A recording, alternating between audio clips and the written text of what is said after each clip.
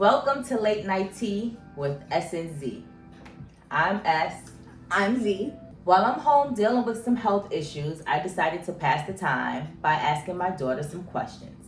Some questions that it seems like everyone's been asking me. And I'm like, you know what? Instead of asking me, why don't you ask her? No one wants to ask her, so the hell with it. I'll do it. What is Zakaya's type? Well, let's find out. So I think that's a really loaded question because I don't really think I have a super set or like specific type. I think my best friend said it best when she said that my type is guys who look like they don't talk. There's just something about a mysterious, nonchalant vibe that I guess I like. But physically, I think I like a strong eyebrow, I like thick eyebrows. I like lips. It's like, no, like, because some people don't have lips. Okay, got it. But I feel like there's not many like normal things that I'm like, this is an absolute 100% must have in terms of like physical characteristics. Okay, so question number 1. What qualities are most important to you in a partner? Humor is definitely up there. Humor is a big one because some would say, I lack seriousness. Some would say that. So I think someone who's overly serious would probably annoy me, and I would probably annoy them as well. So I think a sense of humor is definitely something that is higher up on the list. Okay. I think loyalty is a big one. It takes a lot for me to let someone into my inner circle, whether that be like partner-wise or not. So I think, being able to trust that person and such, I think is a big one. Because I don't really like people. So if I like you enough to trust you, that's probably a good sign. Okay. Like, of course, honesty is good. That's important. Being a kind person is also good and important. Oh, empathy is a big one. I think that rounds out the top 3. So number 2, what are some traits that are absolute deal breakers for you?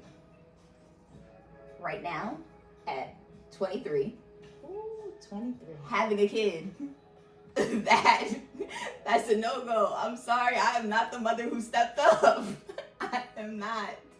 So that's definitely a deal breaker for me. Not a big fan of the idea of dating law enforcement. Like, a cop, no offense, ma'am, but like NYPD, immediately off the table. Military, immediately off the table. A correction officer, not immediately off the table, but you're still, you're on thin ice. So I think that's another one that's definitely like deal breaker. Bad hygiene, definitely a deal breaker. Okay. If I smell you before I see you, that's that's not gonna work. I'm sorry. Continue. I think those are my biggest ones. Like, those are the ones that immediately come to mind. I guess I said loyalty rounds out my top 3 for like important traits. So, not being honest definitely is up there. Okay. Yeah, I think those are my big ones. I think those are my deal breakers. Number 3, how much does physical attraction matter compared to personality or values? Once upon a time, Oh God. I was called quite shallow by the same best friend who said that my type is guys who look like they don't talk. So she knows me somewhat well. So a lot of people be like, oh, personality over everything. It's so much more important. But it's really got to be like 50-50. Because if you're really attractive but no personality, I'm going to be annoyed. Because I'm so funny. You've seen it. And then You are. if you have a bunch of personality but you're not attractive, unfortunately, I am a girl born and raised in Brooklyn. I'm gonna call you ugly when I get mad, and then I don't say things that I don't mean when I'm mad. So now I meant it, and that's just not a good look. So it really does have to be 50-50. It's important. Okay. That's your answer and you're sticking to it. Okay. It's your relationship. question number 4. Mhm. Do you like someone who is more spontaneous Mhm. or planned and structured? So I'm very planned and structured. By the time the jammies go on, you're not calling me to come outside. It's not happening. I need notice to be prepared to go outside. So I think I need someone who's the opposite. I think for me, I'm very happy in my robe, in the house, relaxing. So I need someone who's gonna be like, let's do this. Let's try this. Because for me, the furthest my spontaneity goes is food. So I think that having someone who's like more like, oh, let's do this, let's try this, as opposed to someone who's like me who wants to kind of chill and lay back, I think the balance would be good. You know what? You just described me and your father. That is kind of true. so crazy. Yeah. Never thought of it that way, but yes, I am the more planned and structured, and he is definitely Yeah. the more spontaneous one. So that That's is funny. hilarious. But yeah. So because of that, that scared me. I'm going to move on. How important is ambition or career drive in a partner? Very, because I was raised as a princess, and with no ambition or career drive, you can't help support this princess lifestyle. And if you can't support the princess lifestyle, but I can support the princess lifestyle, then you don't need to be here, because all you're doing is slowing down the princess lifestyle. So I feel like that's important, because you either got to help push the program or you got to get going. Okay. I think that also goes back to what we always say, like, you've never really had to be that one to look for anybody to give you something, because we've always done so much for you. Exactly. So now I'm doing question number 6. Okay.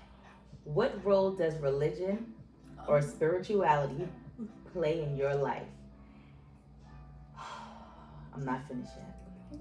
And would you want a partner with similar beliefs?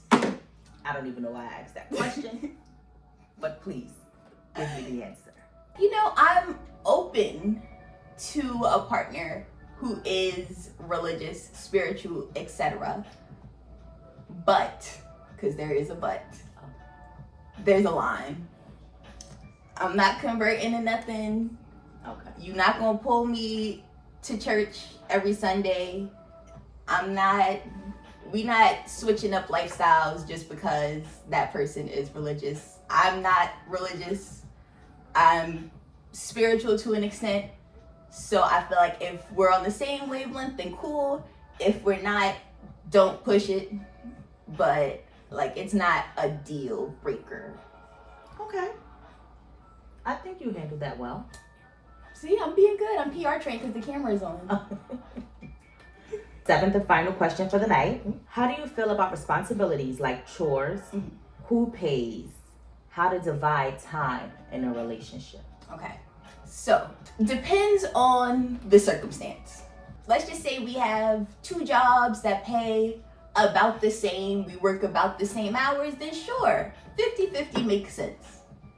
But if you're making $200,000 a year and I'm making $100,000 a year, 50-50 doesn't make sense. Because 50% to me is not going to be 50% to you. So I think it's about balancing things and kind of seeing where things go in terms of like most things. So it's like if you have a bunch of free time and I have no free time, then you should be picking up more chores. If I have a bunch of money and you don't have a bunch of money, I'll pick up more like financial responsibility. Well, there you have it. An exclusive inside look as to what this young lady type in a guy may be.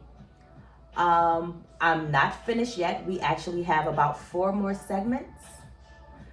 And we'll be getting, a little bit more info as to who she's interested in, well, what type she's interested in, but just a little bit deeper, the questions we'll get. So that's it for me. And I guess that is episode 1 of Late Night Tea with S&Z.